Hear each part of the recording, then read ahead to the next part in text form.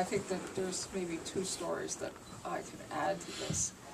I met Peter, he was already pretty ill by the time I met him, and he was very, very tired. But the context in which I met him was that sometime, maybe in 1989 or 1990, around then, ACT UP had found out about conditions at the Philadelphia nursing home and what was happening to people with HIV there, which was extremely horrendous. And I was trying to find people who actually knew something who would be willing to talk to me.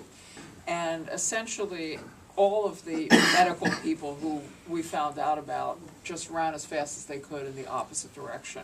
And I don't remember exactly why Peter, maybe he had been there as a student or something, because he certainly wasn't there by the time I met him, but he was the only one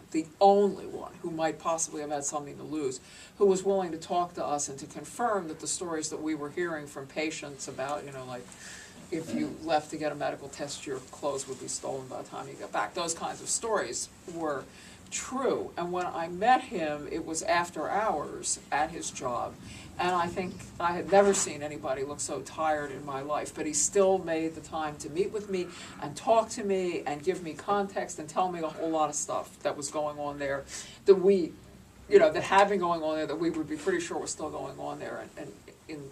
in that context. So, I mean, the idea that he basically worked until he dropped was absolutely true. And the other thing that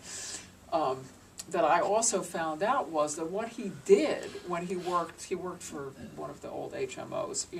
what he did is when somebody wanted to find out in the 80s, when, as you know, stigma was almost unbelievable, when somebody wanted to find out their HIV status, he would draw their blood in his office and he would then walk it over to then PCHA, and he would go back and get their results and give it to them there so that they wouldn't have to be seen getting an AIDS test, which in and of itself could have consequences for people. So, that was a degree to which I would say beyond any physician in Philadelphia, we knew them all, that, he just went so far out of his way to protect people and to protect his patients, who he also saw as his friends and brothers, and that was how you really could see it.